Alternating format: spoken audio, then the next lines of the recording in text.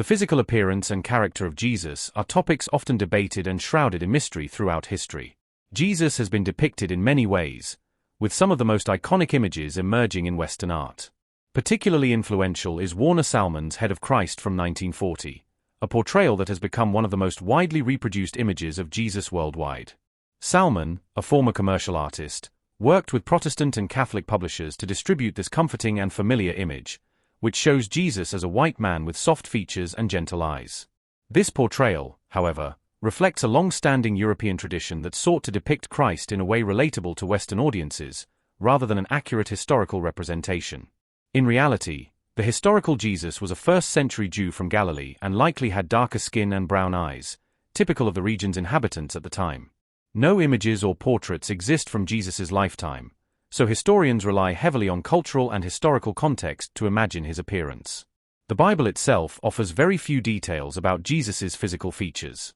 While the Old Testament describes figures such as King Saul and King David as tall and handsome, no such description is given for Jesus. The prophet Isaiah's writings present contrasting views. On one hand, Isaiah describes the coming Savior as having no beauty or majesty that would attract people to him, implying a humble and unremarkable appearance. On the other hand, some psalms suggest he was fairer than other men. These differing descriptions have fueled speculation for centuries. The newly discovered letter from Ionis may provide the only known physical description of Jesus from someone who actually encountered him. The letter was found in a monastery along with other ancient documents and is believed to date from the 12th year of Emperor Tiberius's reign, roughly coinciding with the time of Jesus' ministry. Historical records verify that a Roman official named Ionis was indeed present in Judea during the period of Jesus' trial and crucifixion. The Jewish historian Flavius Josephus even mentions an official by that name, lending some credibility to the letter's authenticity, though scholars continue to debate this. According to Ionis, Jesus was a man of great power, known to Gentiles as the prophet of truth and to his disciples as the Son of God. He was reputed to have performed miraculous healings and even raised the dead. Ionis describes Jesus as possessing a dignified countenance that inspired both love and fear. Physically, Jesus is said to have been of medium height, with hair the color of unripe hazelnuts, smooth and parted in the middle, as was customary among the Nazarene Jews. His hair curled into darker shining locks that flowed over his shoulders. His brow was smooth and serene, and his face flawless, radiating a healthy complexion. His nose and mouth were perfect in proportion, and his beard, matching the color of his hair, was short but fuller at the chin. His expression was simple but mature. His gray eyes were clear and penetrating, stern when rebuking, but kind and loving in admonition. Though cheerful, he maintained an air of seriousness and was known to weep but never laugh. Further descriptions from Ionis portrayed Jesus as tall and straight, with fair hands and arms. In conversation, he was grave, reserved, and modest, fitting the biblical description of being fairer than the children of men. Ionis also notes Jesus' noble and lively face, slightly wavy fair hair, black curved eyebrows, and intense gray eyes that exuded grace. His nose was long, and his beard almost blonde, though not very long. His long hair framed a slightly inclined neck, giving him an appearance that was neither bitter nor arrogant. His complexion was compared to ripe corn, symbolizing wisdom, sweetness, and goodness with no trace of anger. This portrayal aligns closely with traditional images of Jesus and may have been written during his lifetime or shortly after, suggesting it could reflect an eyewitness's perspective.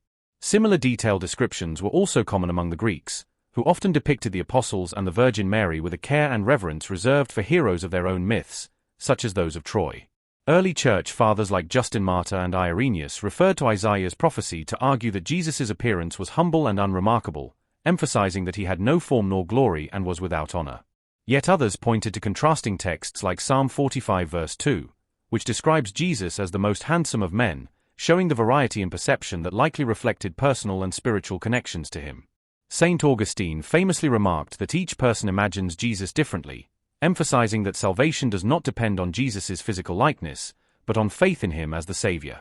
Likewise, the 4th century Bishop Cyril of Jerusalem taught that Jesus appeared to people in various forms according to their needs, embodying different spiritual metaphors like a vine, a door, a priest, or a sacrificial lamb, always remaining true to his divine nature while adapting to human understanding. Interestingly, early depictions of Jesus often portrayed him as a youthful, Apollonian-like deity, emphasizing divine beauty and power. However, after Emperor Constantine legalized Christianity in the 4th century, the portrayal of Christ shifted dramatically toward a bearded figure with more human features. Some of the earliest images believed to be true likenesses of Jesus were regarded as a chiropoieta, images not made by human hands. One famous example is the Mandalion, linked to the legend of Jesus healing King Abgar of Edessa, modern-day Turkey, through an image of his face. Similarly, the Western Christian tradition tells of the veil of Saint Veronica, which supposedly captured the holy face of Christ before his crucifixion. These relics and images became central to the tradition of depicting Jesus as a bearded man with shoulder-length hair. During the Renaissance, European artists blended these iconic images with their own creative interpretations, often incorporating their likenesses into paintings of Christ. This served multiple purposes. It allowed artists to identify with Christ's suffering and showcase their artistic skill. For example, the 15th-century Sicilian painter Antonello da Messina created intimate portraits of the suffering Christ, presenting him as an ordinary person with simple backgrounds and signed paintings that read "Antonello da Messina painted me." Similarly, the 16th-century German artist Albrecht Dürer famously created a self-portrait in 1500 resembling traditional images of Christ, complete with a beard and shoulder-length hair, and signed with his monogram AD, which stood for both his name and Anno Domini. This blending of identities was not limited to Europe. In the 16th and 17th centuries, depictions of Jesus began to include figures from other regions such as Ethiopia and India. However, due to European trade, colonization, and missionary activity, the European image of a light-skinned Christ gradually became dominant worldwide. This influence shaped how millions came to visualize Jesus, despite the likelihood that his true appearance reflected the darker features of a first-century Middle Eastern Jew. The fascination with Jesus' physical appearance continues to intrigue scholars, theologians, and believers alike. The letter from Ioannis provides a compelling description but remains controversial, with some arguing that its details are too closely aligned with medieval European portrayals of Jesus, suggesting it might be a later fabrication rather than an authentic Roman-era document. Others believe that even if its origins cannot be fully verified, it still reflects an early tradition of how Jesus was remembered by those who encountered him. Regardless of its authenticity, the letter offers a unique perspective that differs from the countless artistic interpretations created over the centuries. As Christianity spread across different cultures, the image of Jesus adapted to reflect the people and traditions of each region. For example, ancient Christian art in Ethiopia depicted Jesus with African features, while early Christian communities in Asia portrayed him with characteristics resembling their own populations.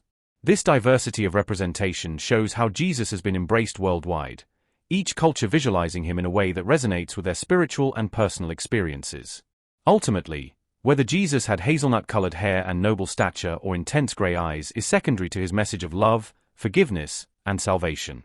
The importance of Jesus lies not in his physical attributes but in the profound impact he has had on humanity. He remains a figure of hope and faith for millions across the globe, transcending time, culture, and artistic interpretation. Believers anticipate the day when they will see Jesus as he truly is, beyond earthly depictions and limitations. Until then, his teachings continue to inspire and guide those on their journey of faith. In the end, Jesus Christ's physical appearance is not what truly matters. What matters is that all baptized believers can rest assured that one day, at the end of their earthly lives, they will see him face to face in a heavenly sanctuary. On that day, his true form may transcend any image or likeness we could ever imagine.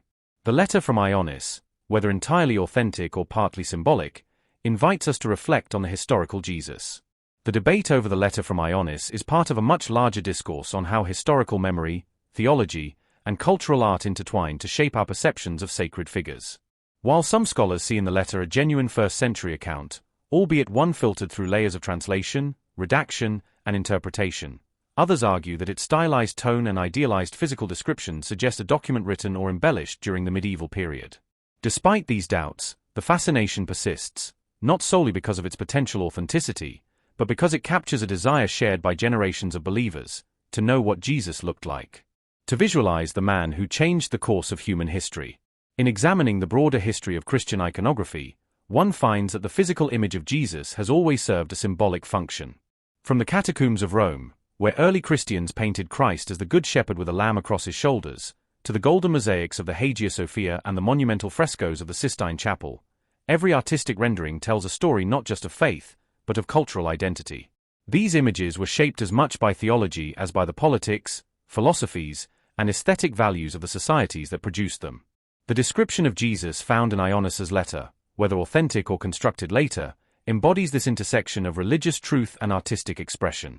Its emphasis on Jesus' serenity, fairness, and grace underscores a deeply theological ideal, that divinity can dwell within human form without compromising either.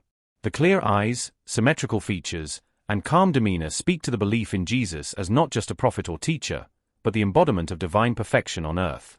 Such portrayals reinforce the dual nature of Christ, fully human and fully divine, central to Christian doctrine since the Council of Chalcedon in AD 451. It is important to consider how the earliest Christian communities understood Jesus, especially those closest in time and culture to his life. The Jewish followers of the first century would have seen Jesus as a rabbi, a healer, and a revolutionary messianic figure, not through the lens of European artistic tradition, but through their own cultural symbols. The Gospel writers themselves, though recording miracles and signs, never dwelled on his physical traits. This omission may have been deliberate, placing the emphasis on his teachings, death, and resurrection rather than his bodily appearance. Yet over time, as Christianity expanded beyond the Jewish world into Greek, Roman, and later European cultures, new images of Jesus emerged, shaped by the artistic conventions and spiritual needs of each period. In Byzantine art, for instance, Jesus was often portrayed as a regal pantocrator, ruler of all figure, with a penetrating gaze, halo, and elaborate robes, emphasizing his divine authority and kingship. This was less about realism and more about conveying theological truths through symbolic imagery.